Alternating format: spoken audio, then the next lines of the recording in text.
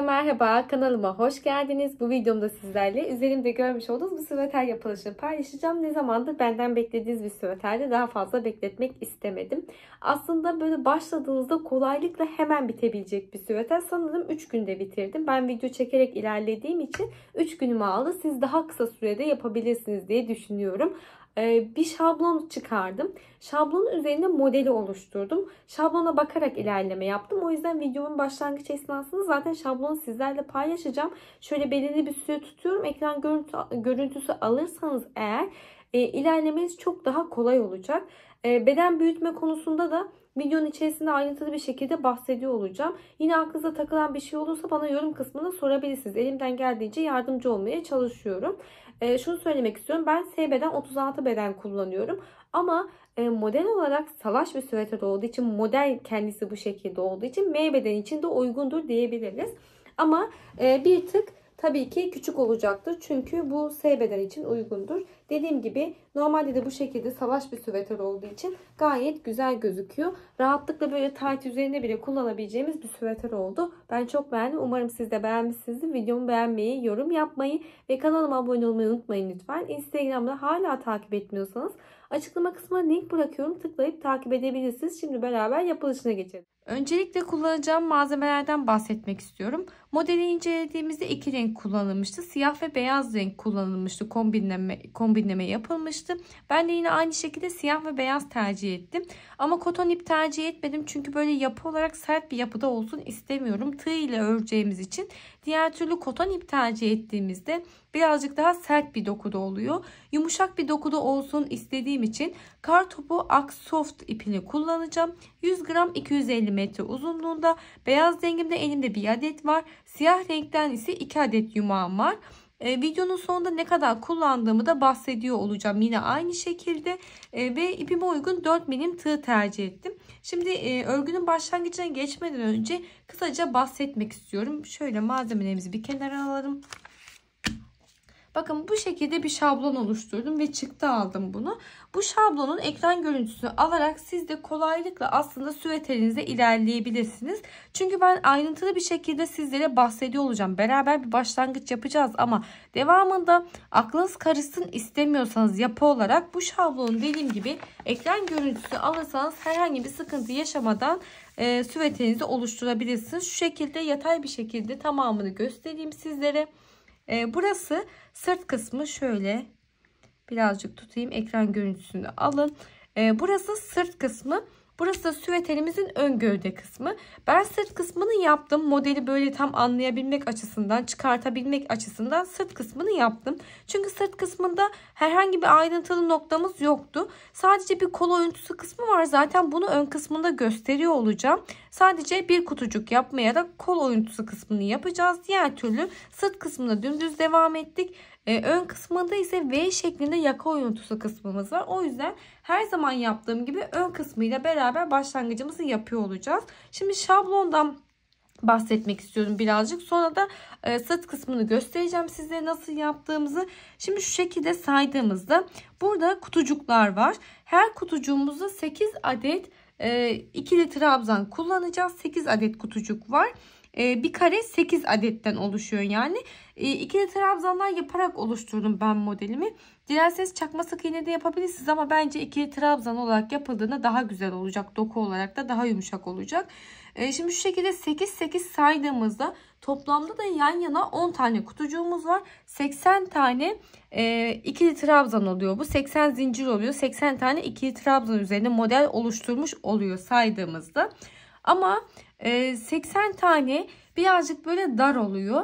Modeli incelediğimizde de birazcık salaş bir süveter olduğu için 80 adet değil de her bir kutucuğu 9 adet ikili trabzan yaparak 9 9 9 9 şeklinde 9 çarpı 10 yaptığımızda, yan yana 10 tane kutucuğumuz var ya, 9 çarpı 10 yaptığımızda 90 tane ikili trabzana ulaşıyoruz. O yüzden 90 zincir üzerine, yani 89 zincir üzerine 90 tane ikili trabzan yaparak başlangıç yapacağız ve bu şekilde 10 tane kutucuk elde etmiş olacağız. Ben dediğim gibi 8 tane yaptığımda 80 ilmek üzerine yaptığımda beden olarak birazcık dar gibi hissettiğim için 9 tane yaparsak daha iyi olacak diye düşünüyorum. Siz de bunu kendinize göre belirleyebilirsiniz. Hani bedeni nasıl büyütebiliriz diye bana sorduğunuzda buradaki kutucuklardaki ikili trabzan sayınızda arttırma yaparsanız, mesela şu anda biz 9 olarak başlayacağız ya, bir kutucuk 9 tane ikili trabzandan oluşacak ve 5 sıradan oluşacak. Boy uzunluğunu değiştirmenize gerek yok. Genişliğini değiştirebilirsiniz beden ölçünüze göre. Onu da 9 ise 10 tane ikili trabzan yapabilirsiniz ya da 11 tane ikili trabzan yapabilirsiniz. 11 çarpı 10 şeklinde de zincir sayınızı belirleyebilirsiniz. Burada çünkü 10 tane kutucuğa ulaşıyor olacaksınız. Bir kutucuk sayınızda ikili trabzanda arttırma yaparsanız bedeninizi de genişletmiş olacaksınız. Bunu tekrardan söylemek istiyorum. Çünkü ekran görüntüsü aldığınızda buradaki belki çok ayrıntılı göremeyebilirsiniz ama kutucukta 8 tane kutucuğumuz var. Yani 8 tane ikili trabzan var. Ama dediğim gibi salaş bir süveter olsun istediğim için 9 tane ikili trabzan üzerine modelimizi oluşturuyor olacağız. Şimdi beraber başlangıç yapmadan önce şöyle sırt kısmını sizlere göstermek istiyorum. Bakın bu şekilde ekrana sığdığı kadarıyla şöyle bahsetmek istiyorum. İlk zincir üzerine ikili trabzan yapıyoruz. Bir sıra boyunca sadece siyah ikili trabzan gittim. Siyah renkte gittim. İkinci sıramda ise kutucukları oluşturmaya başladım. Şimdi beraber siyah rengimizde bir başlangıç yapalım. Şöyle ipimi elime alıyorum. Şimdi bahsettiğim gibi 9 tane ikili trabzan yaptığımızda her kutucukta 90 tane ikili trabzana ulaşabilmek için bizim 89 tane zincir çekmemiz gerekiyor. Hemen şöyle ipimin ortasına tığımı yerleştirip bir tane zincir çekerek başlangıcımı yaptım ve devam ediyorum. 89 adet zincirimi çektim. Şimdi şöyle 89. zinciri parmağımla tutuyorum. 2 tane ekstra zincir çekiyorum. Tığım üzerine ipimi bir kez aldım. 89. zincirimin içerisinden tığımı geçirip ipimi 2 seferde çekerek bir tane ikili trabzanımı yapıyorum. Tığım üzerine ipimi bir kez aldım. Yandaki zincirin içerisinden tığımı geçirdim. İpimi 2 seferde çekerek ikili trabzanımı yapıyorum. Tığım üzerine ipimi bir kez aldım. Yandaki zincirin içerisinden tığımı geçiriyorum. İpimi çektim. Tığımda 3 tane ilmeğim var. 2 seferde çekerek ikili trabzanımı yapıyorum. Tığım üzerine ipimi bir kez aldım. Yandaki zincirin içerisinden tığımı geçiriyorum ve 2 seferde çekerek ikili trabzanımı yapıyorum. Bu şekilde her zincirin içerisine bir tane ikili trabzan yaparak sıra sonuna kadar devam ediyoruz. Şimdi sıra sonuna kadar her zincire bir tane ikili trabzan yaparak sıramı tamamladım. Son zincirim içerisinde ikili trabzanımı yaparak sıra sonunda 90 tane ikili trabzana ulaşmış olduk. Örgümüzün arka kısmına dönüyoruz.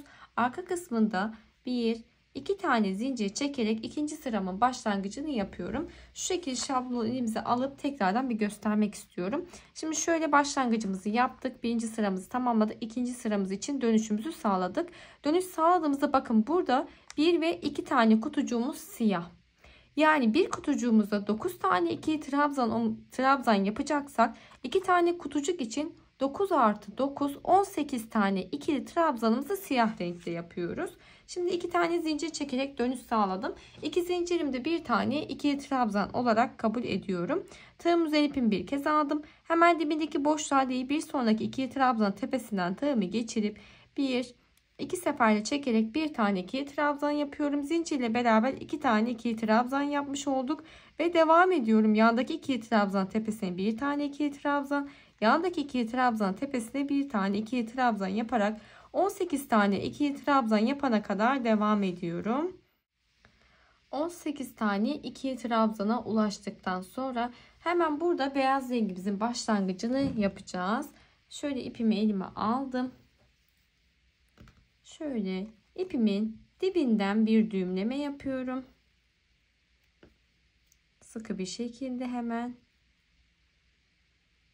Buradan sonra hep 2 tane ipimizi aynı anda ilerletiyor olacağız. İpimi bağladıktan sonra tekrardan şablonumuzu elimize aldık. Şu an bakın burada 18 tane ikili trabzanımı yaptım. Siyah renkte 9 tane beyaz renkte ikili trabzan yapacağız.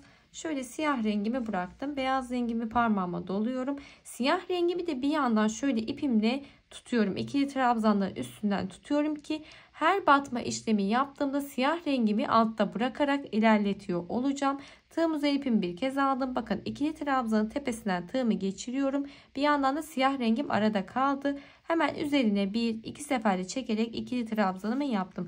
Bakın bu şekilde ipimi alt kısmında bıraktım. Yine şöyle elimle tutuyorum. Tığım üzerine ipimi bir kez aldım. Yandaki ikili trabzanın tepesinden tığımı geçirip bir tane ikili trabzan yapıyorum ve 9 tane ikili trabzan olana kadar devam ediyorum. 3 4 5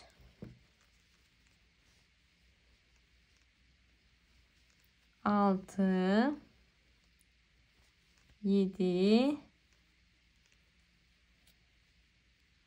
8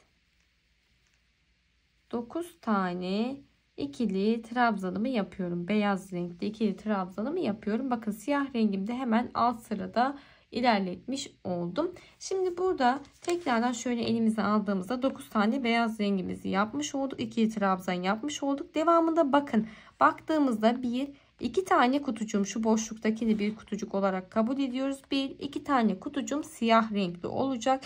Yani 9 artı 9 siyah ikili trabzan yapacağız. Yani 18 tane ikili trabzan yapacağız. Burada beyaz rengimi bırakıyorum. Siyah rengi parmağıma doladım. Beyaz rengi de aynı siyahı altta yürüttüğüm gibi bakın sıkı bir şekilde tutuyorum ki yine ikili trabzanların üzerinde batma işlemi yaptığımda arada kalsın ve altta yürütme yapabileyim diye. Tığım üzerine ipimi bir kez aldım. Bakın bu şekilde ikili trabzanın tepesinden tığımı geçirdiğimde beyaz rengim de altta kalıyor ve üzerine bir tane ikili trabzan yapıyorum. Tığım üzerine ipimi bir kez aldım. Yandaki ikili trabzanın tepesinden tığımı geçiriyorum. Bir tane ikili trabzan yapıyorum. Bakın beyaz rengimde yürütmüş oluyorum. Toplamda 18 tane siyah renkli ikili trabzan yapıyoruz. 18 tane ikili trabzanıma ulaştım. Bakın beyaz rengimi de alt kısmında yürütmüş oldum. Şimdi beyaz rengimize geçiş yapacağız. Hemen şöyle tekrardan elimize alıyoruz. 18 tane ikili trabzanımızı yaptık. Siyah renkli 9 tane beyaz renkli yapacağız. Şimdi siyah rengimi bıraktım parmağımdan. Beyaz rengimi doluyorum hemen. Yine aynı şekilde sıkı bir şekilde şöyle ikili trabzanları üstüne doğru yerleştiriyorum. İpimi yine aynı şekilde altta yürütme yapıyoruz. Hiçbir zaman ipimizi bırakmıyoruz. Her zaman yürütmeler yapacağız. Şimdi tığım üzerine beyaz renkli ipimi alıyorum. Hemen yandaki ikili trabzanın tepesinden tığımı geçirip bir tane ikili trabzanımı yapıyorum. Yandaki ikili trabzanın tepesinden tığımı geçirdim. 2 3 4 5 6 7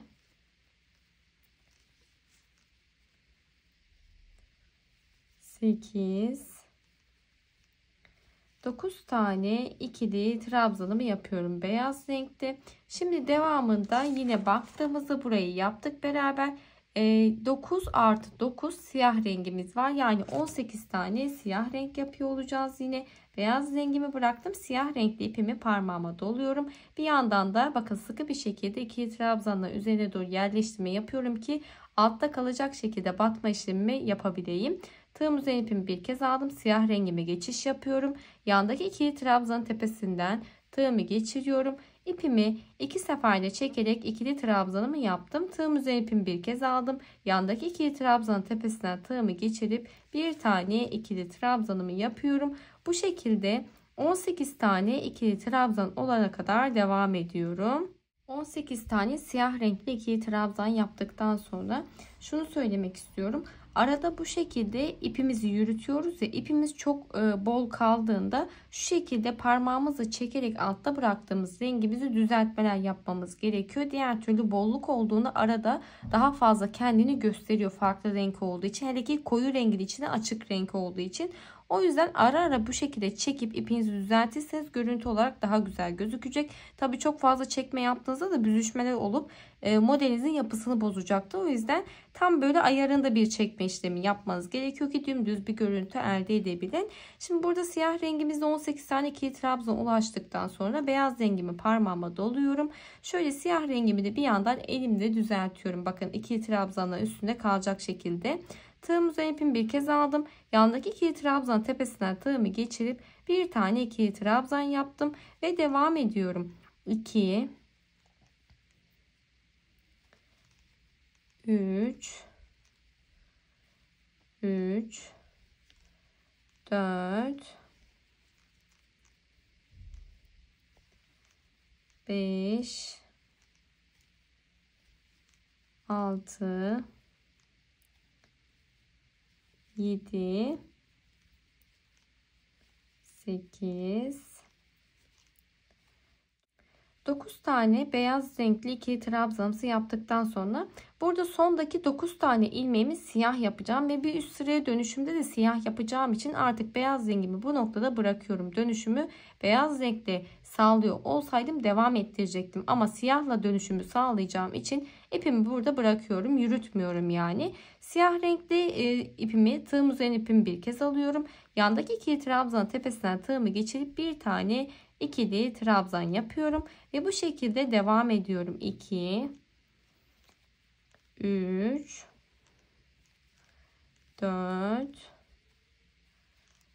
5 6 7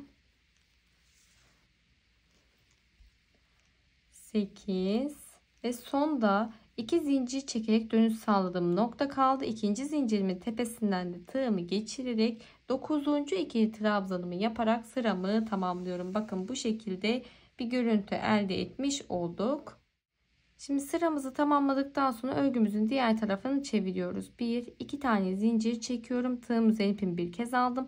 Hemen dibindeki boşluğa değil bir sonraki ikili trabzanın tepesinden tığımı geçirip 2 seferde çekerek bir tane ikili trabzanımı yapıyorum ve aynı şekilde devam ediyorum. Şimdi burası bizim siyah ikili trabzanların olduğu nokta olduğu için yine siyah ikili trabzanlar yaparak dönüşümüzü sağlamış olduk.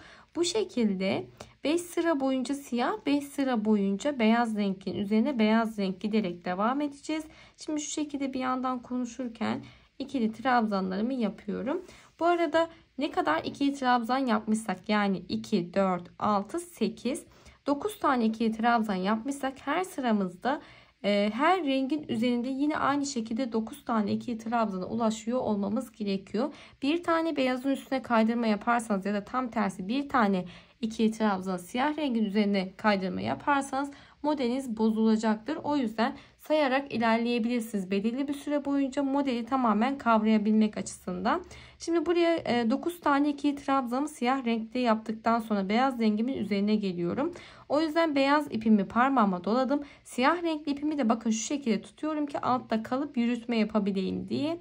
Tığım üzerine ipimi bir kez aldım. Hemen birinci ikili trabzanın tepesinden tığımı geçiriyorum. Bir tane beyaz ikili trabzan yaparak başlangıcımı yapıyorum. Yandaki ikili trabzan tepesine geçtim. Bir tane ikili trabzan. Yandaki ikili trabzan tepesine geçtim. Bir tane ikili trabzan yaptım. Bakın ipimi de bir yandan siyah renkli ipimi de altta aynı şekilde yürütüyorum. Şöyle düzelteceğim.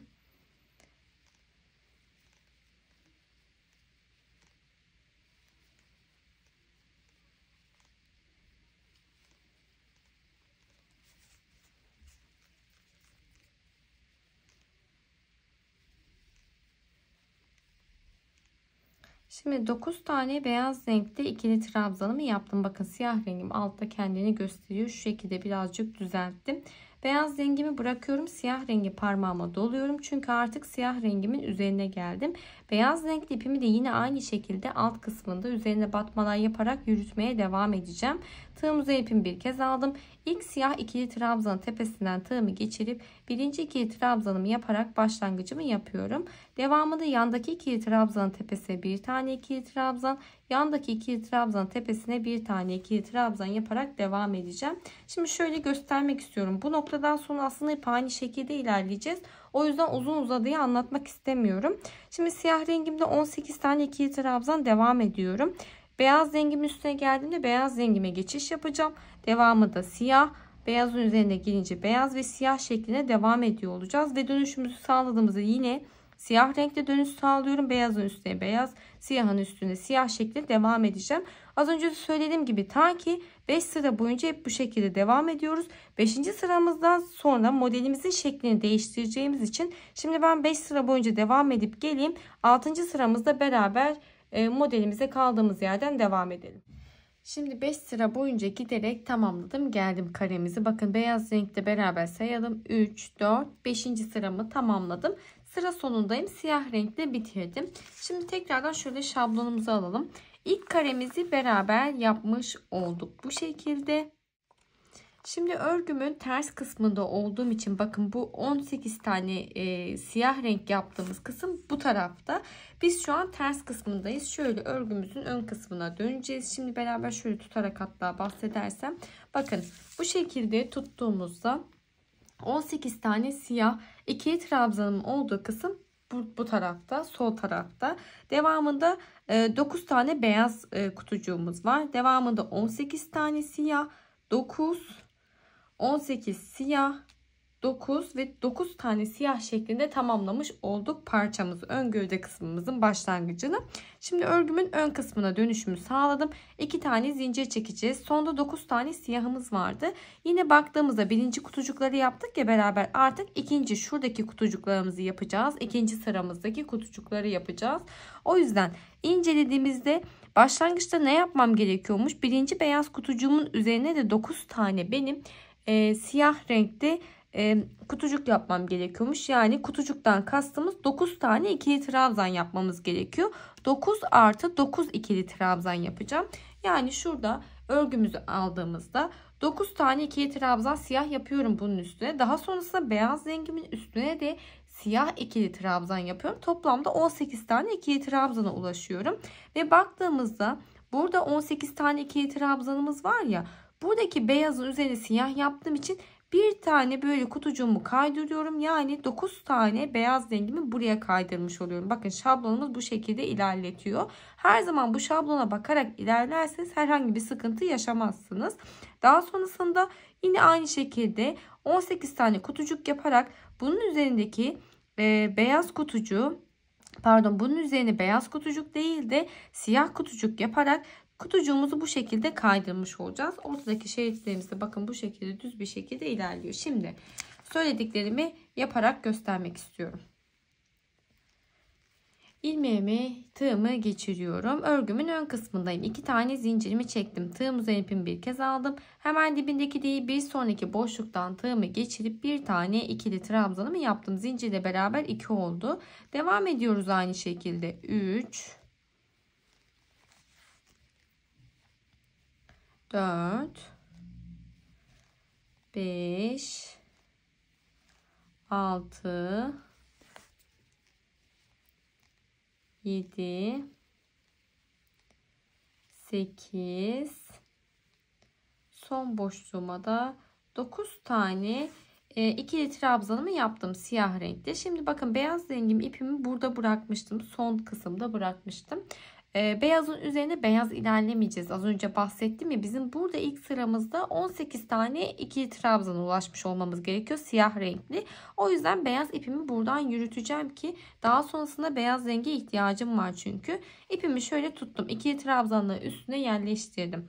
Tığım üzerine ipimi bir kez alıyorum. Hemen birinci beyaz renkli ikili trabzanın tepesinden tığımı geçirip bir tane ikili trabzan yaptım ve devam ediyorum. Tüm beyaz ikili trabzanlarımın tepesine siyah renkte ikili trabzan yapmaya.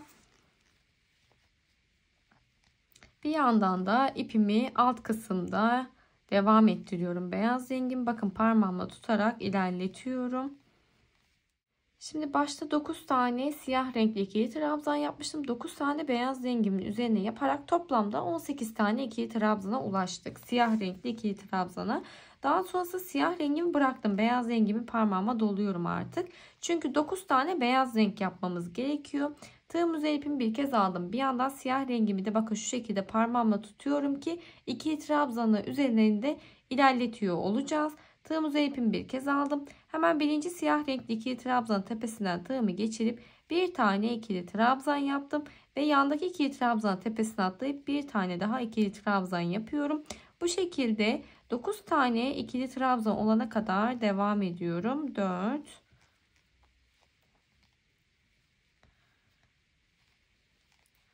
5, 6, 7, 8, 9. 9 tane beyaz renkli ikili trabzanımı yaptım. Devamında yine siyah renkli ikili trabzanlarım var. Beyaz rengimi burada bırakıyorum. Çünkü 9 tane ikili trabzana ihtiyacım vardı. Siyah rengimi parmağıma doladım. Şöyle bakın göstermek istiyorum. Buradaydı kutucuğumuz. Hemen bir tık yan tarafa kaydırdık. Şimdi devamında buradaki beyaz rengimin üstü de dahil olmak üzere yine 18 tane siyah rengime devam edip buradaki beyaz kutucuğumu buraya doğru kaydırmış olacağım. Daha sonrasında yine 18 tane siyah rengime devam ediyorum. Buradaki beyaz rengimin üzerine de bu kutucuğumu da bir tık yana kaydırmış olacağız. Şöyle siyah rengimi elime aldım. Beyaz renkli ipimi yürüteceğim. Alt kısımda tutuyorum sıkı bir şekilde. Tığım üzerine ipimi bir kez alıyorum. Hemen yandaki ikili trabzan tepesinden tığımı geçirip bir tane siyah renkli ikili trabzan yaparak başlangıcımı yapıyorum. Ve aynı şekilde 18 tane ikili trabzana ulaşana kadar devam ediyorum. Toplamda 18 tane siyah renkli ikili trabzanımı yaptım. Bakın buradaki beyaz kutucuğun üzerine de siyah renkte ikili trabzanlar gitti. Şimdi siyah rengimi bırakıp beyaz rengimi parmağıma doluyorum. Tığım üzerine ipimi bir kez aldım. Siyah rengimi şu şekilde ikili trabzanların üstüne gelecek şekilde sıkı bir şekilde tutuyorum. Tekrardan söyleyeyim. Tığım üzerine ipimi bir kez aldım. Birinci ikili trabzanın tepesinden tığımı geçirip hemen bir tane ikili trabzan yapıyorum. Tığım üzerine ipimi bir kez aldım. Yandaki ikili trabzanın tepesinden tığımı geçirip bir tane ikili trabzan yapıyorum. 2 tane ikili trabzan yaptım. Devam ediyorum. 3, 4, 5, 6, 7, 8, 9 tane beyaz renkte ikili trabzanımı yapıyorum. Şu şekilde tekrardan bir baktığımızda aynı buradaki gibi bakın şöyle gelecek şekilde buradaki beyaz kutucuğumu bir tık yana kaydırdım. Hemen çaprazına gelecek şekilde 9 tane ikili trabzanımı yaptım. Devamında şimdi 9 tane siyah rengim var. 9 tane beyaz renkli kutucuğum var. Yine bir tık kaydıracağımız için sol tarafa burada da 18 tane siyah renkli ikili trabzan yapıyor olacağız. Beyaz rengimi şu şekilde parmağımla tutuyorum esneterek. Siyah renkli ipimi tığım üzerine ipimi bir kez aldım. Hemen birinci ikili trabzan tepesinden bir tane ikili trabzan yaparak başlangıcımı yapıyorum. Devam ediyorum 18 tane ikili trabzana ulaşana kadar. 18 tane siyah ikili trabzanımı yaptıktan sonra siyah rengimi bırakıyorum. Beyaz rengimi parmağıma doluyorum. Bakın buradaki beyaz kutucuğumun üzerine 9 tane siyah renkli ikili trabzan gitmiş oldum. Şimdi tığım üzerine ipimi bir kez aldım. Yandaki ikili trabzanın tepesinden tığımı geçirip bir tane beyaz renkli ikili trabzan yapıyorum. Ve devam ediyorum. 9 tane ikili trabzana ulaşana kadar 2, 3, 4, 5, 6, 7,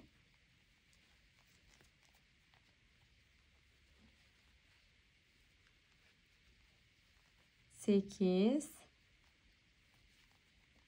9.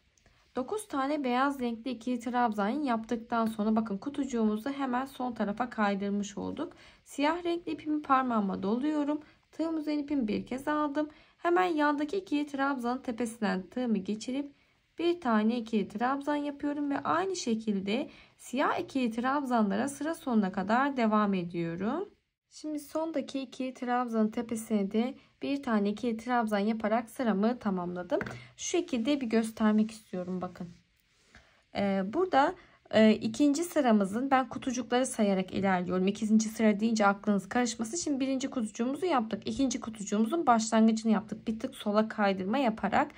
Bu şekilde modelimizi oluşturduktan sonra önemli olan burada aslında ilk sıra. Modeli doğru bir şekilde oluşturduktan sonra devamında hep aynı şekilde ilerliyoruz. Yine burada 5 sıra gitmiştik ya. Şimdi burada da 5 sıra boyunca ilerleyeceğiz.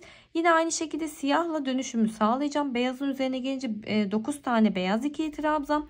Bu ya siyah kısma geldiğimizde ne kadar varsa, yani 18 tane ikili trabzan yaptığımız için 18 tane ikili trabzan. Devamında 9 tane beyaz ikili trabzan. Yine 18 sıra boyunca 18 tane siyah renkli ikili trabzan, 9 ikili trabzan ve 18 ikili trabzan şeklinde tamamlıyor olacağız. Bu şekilde dediğim gibi 5 sıra boyunca devam edeceğiz. 6. sıramıza geldiğimizde videomuz çok fazla uzun olsun istemiyorum. Çünkü yaka kısmı birazcık ayrıntılı olduğu için yaka kısmına da yer vermek istiyorum. Buradaki kutucuğumuzu 5 sıra boyunca tamamladıktan sonra bakın şablonu aldığımızda şimdi birinci kutucuğu yaptık, ikinci kutucuğun başlangıcını yaptık, üçüncü kutucuk yine birincinin tam üstüne gelecek. Bakın bu şekilde baktığınızda birinci kutucuğumuzun tam üstüne gelecek. Yani buraya geldiğimde 9 tane siyah renkteki trabzan yapıp yine bu kutucuğun üstündeki siyah kısma beyaz ikili trabzanlar yapacağım, 9 tane. Yani bu şekilde sola kaydırdık ya, bu sefer de bir kutucuk sağ tarafa kaydıracağız. Daha sonrası yine sol tarafa kaydıracağız 5 sıra boyunca gittikten sonra. Bu hep bu şekilde ilerleyecek. Dediğim gibi şablonun ekran görüntüsünü aldıysanız sıkıntı çekmeden ilerleyebilirsiniz zaten. Model bundan ibaret. Sadece doğru noktalarda doğru başlangıç yapmamız önemli. Şimdi bu şekilde saydığımızda bakın şuradaki kutucuktan itibaren sayalım, kol oyuntusu kısmına kadar siyah renk ve beyaz renk şeklinde kutucuk sayıyorum. 1, 2, 3, 4, 5. 5 kutucuk yaptıktan sonra kol oyuntusu kısmını yapacağız. Şimdi ben dediğim gibi modeli hep aynı şekilde devam ettireyim. 5 tane kutucuğa ulaşana kadar, daha sonrasında beraber işte kol oyuntusu kısmını oluşturup devam edelim. Şimdi tamamladım, geldim. Bakın beraber sayalım. 1, 2, 3, 4, 5 tane kutucuğumu yapmış oldum. Burada kol oyuntusu için boşluklar bırakacağız. Aslında sadece şurada 9 tane siyah olan ilmeğimi örmeyeceğim. Pardon, 9 tane olan ikili trabzanımı örmeyeceğim. İlmek yürütme yaparak beyazın üzerine başlangıç yapacağız. Devamında yine sağ taraf için de geçerli. Sondaki 9 tane ikili trabzanımız üstünü örmeyi bırakıyoruz artık. Devamında yine buradaki ilmeklerimiz üzerine başlangıç yapıyoruz. Ekstra farklı bir şey yok. Yine aynı şekilde arka taraf için de geçerli. Sırt kısmı için de geçerli. Bu şekilde 5 sıra boyunca 5 tane kutucuk yaptıktan sonra yine aynı şekilde kol oyuntusu için boşluklar bırakıyoruz. Arka kısmında da aynısını yapıyoruz. Şimdi örgümün arka kısmındayım. İlmeğim burada. Tığıma takıyorum. Şimdi sıra sonuna geldiğimizde az önce de söylediğim gibi 9 tane ikili trabzanımızı örmeyeceğiz. Yani buradaki beyaz noktama kadar ilmek yürütmeler yaparak ilerliyor olacağım. İlmeğimi tığıma taktıktan sonra hemen yandaki ikili trabzanın tepesinden tığımı geçiriyorum. İpimi çekip ilmeğimi içerisinden geçirerek ilmek yürütmemi yaptım. Yandaki ikili trabzanın tepesinden tığımı geçirdim. İpimi çekiyorum. İlmeğimi içerisinden geçiriyorum. Yandaki ikili trabzanın tepesinden tığımı geçirdim. İpimi çekip ilmeğimi içerisinden geçirerek ilmek yürütmeler yapıyorum.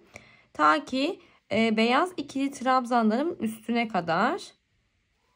Yani burada 9 tane, aslında 9 tane ikili trabzanımızın tepesine ilmek yürütme yaparak atlamış oluyoruz. Bakın bu şekilde boşluğumu bırakmış oldum.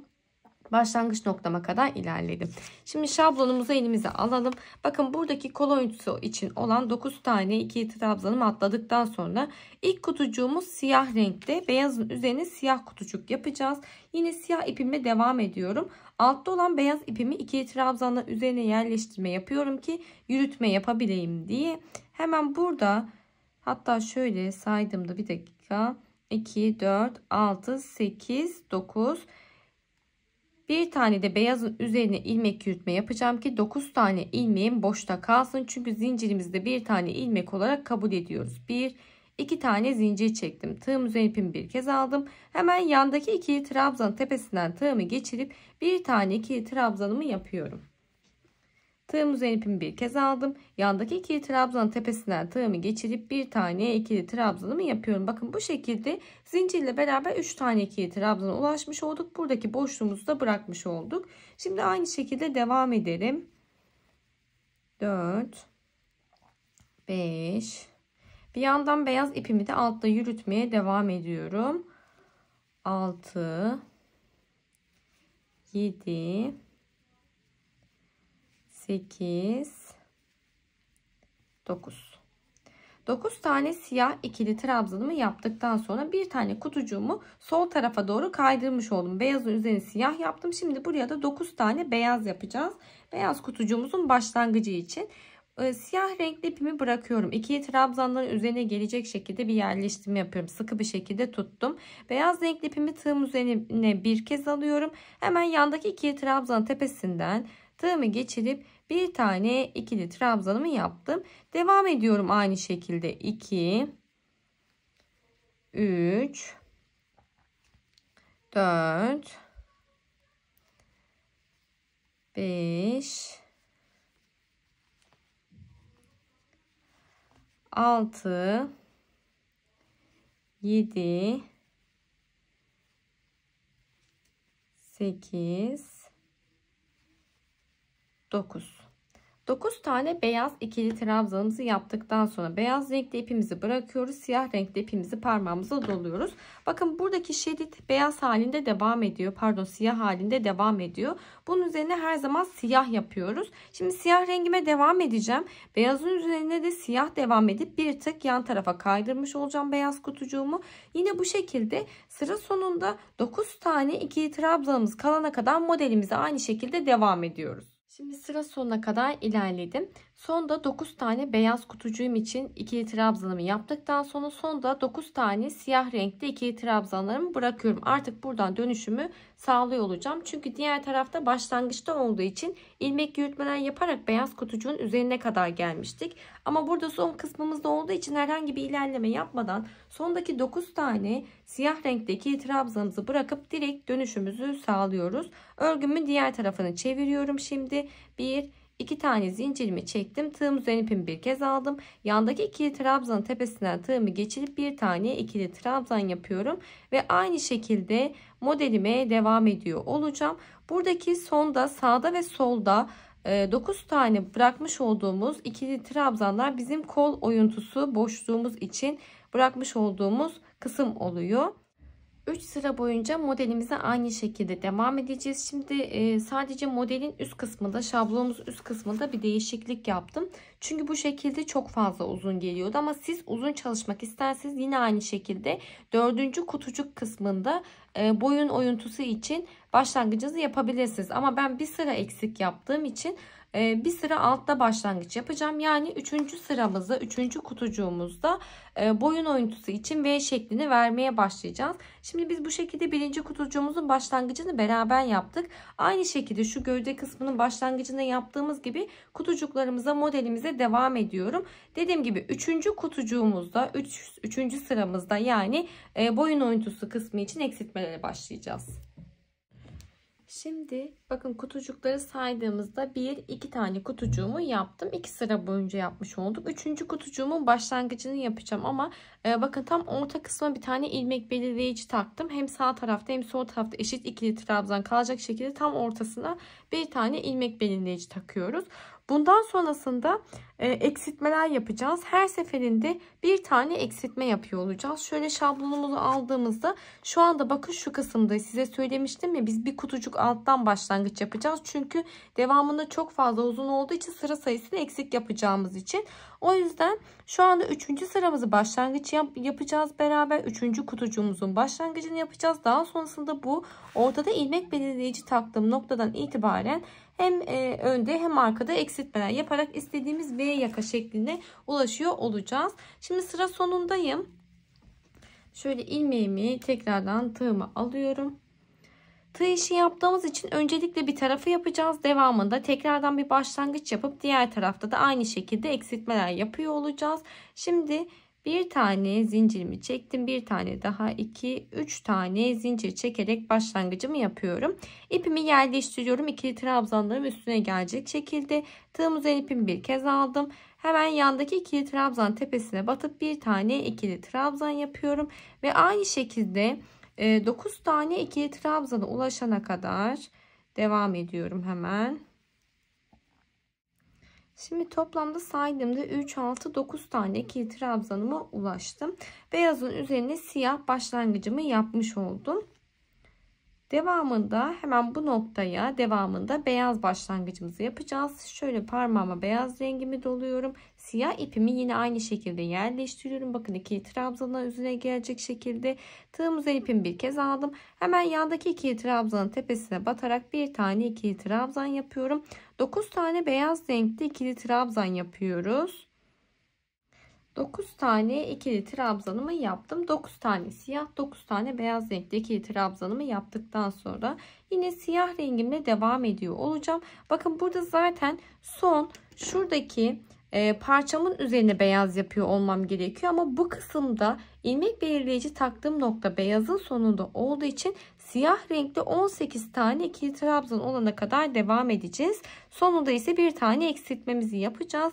Tığımızın ipimi bir kez aldım. Hemen yandaki ikili trabzan tepesine bir tane ikili trabzan yaparak başlangıcımı yapıyorum. Hatta burada bakın şu şekilde geriye aldım. Tekrardan siyah renkte dönüşümüzü sağlayacağımız için beyaz rengimizi yürütmemize gerek yok. Çünkü bu noktaya kadar ilerleyeceğim ve eksiltme yaparak geri dönüşümü yine siyah renkle yapacağım için beyaz rengimi hiç yürütmeden arka kısımda bırakıyorum. Tığımızın ipimi bir kez aldım. Yandaki ikili trabzanın tepesine bir tane ikili trabzan yaparak başlangıcımı yapıyorum. Ve aynı şekilde her ikili trabzanın tepesine bir tane ikili trabzan yaparak devam ediyorum. Şimdi sonda 2 tane boşluğum kalana kadar devam ettim. İlmek belirleyici taktığımız boşluğu saymıyoruz. O orta kısımda kalacak. Biz sağda 2 tane ve solda 2 tane ikili trabzan 2 tane boşluk kalana kadar devam etmiş olduk. Burada eksiltmemi yapıyor olacağım. Tığım üzerine ipimi bir kez aldım. Hemen yandaki boşluktan tığımı geçiriyorum. İpimi çektiğimde 3 tane ilmeğim var. Bakın tığım da bu şekilde. Tek seferde çekip ilmeğimin bir tanesini bırakıyorum. Tığım üzerine ipimi bir kez aldım. Hemen yandaki boşluktan tığımı geçirdim. İpimi uzatıp bir seferde çektim ve ilmeğimin bir tanesini bıraktım. Tamamını çekmiyoruz. Ve 3 tane ilmeğimiz var tığımızda. Hepsini tek seferde çekerek bir tane eksiltmemizi yapmış olduk sıra sonunda. Bakın bu şekilde tuttuğumda şu an sağ tarafı yapıyoruz. Sol taraf için yeniden bir başlangıç yapıyor olacağız. Öncelikle sağ tarafta eksiltmelerimize devam edeceğiz. İpimiz sağ tarafta olduğu için. Örgümün arka kısmına dönüyorum hemen. 1, 2, 3 tane zincirimi çektim. Tığım üzerine ipimi bir kez aldım. Hemen dibindeki bakın birinci boşluktan tığımı geçiriyorum. İpimi çektim. Tek seferde çekip ilmeğimin bir tanesini tığımda bırakıyorum. Tekrardan tığım üzerine ipimi bir kez aldım. Yandaki boşluktan tığımı geçirdim. Tek seferde çekip ilmeğimin bir tanesini bıraktım. Zincirle beraber tığımda 3 tane ilmeğim var. Hepsini tek seferde çekerek eksiltmemi yapıyorum. Devamında her boşluğa bir tane ikili trabzan yaparak modelime aynı şekilde devam ediyorum. Ve tekrardan dönüşümü sağlayıp bu noktaya kadar devam edip geliyorum hemen. Şimdi sıra sonuna kadar geldim. Şimdi sıra sonunda baktığımızda 1-2 tane boşluğumuz var. Sonraki zinciri saymıyorum. Sadece boşluk kısmına bakıyorum. Bakın 1-2 tane boşluğum var. Tığım üzerine ipimi bir kez aldım. Hemen yandaki boşluktan tığımı geçiriyorum. İpimi bir seferde çekip ilmeğimin bir tanesini tığımda bıraktım. Tekrardan tığım üzerine ipimi bir kez aldım. Yandaki boşluktan tığımı geçiriyorum. Tek seferde çekip ilmeğimin bir tanesini bırakıyorum. Bu şekilde bakın saydığımızda 3 tane ilmeğimiz var tığımızda. Hepsini tek seferde çekerek eksiltmemizi yapıyoruz. Örgümün diğer tarafını çeviriyorum.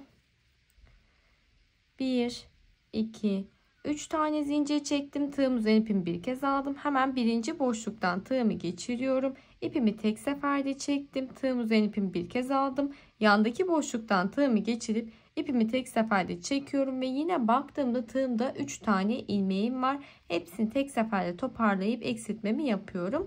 Daha sonrasında yandaki boşluğa atladım. Bir tane ikili trabzan yapıyorum. Tığım üzerine ipimi bir kez aldım. Yandaki boşluğa atladım. Bir tane ikili trabzan yaptım ve bu şekilde modelimize devam ediyoruz. Şimdi eksiltmelerimize hep bu şekilde devam edeceğiz. Şöyle tekrar bir düzeltip göstermek istiyorum.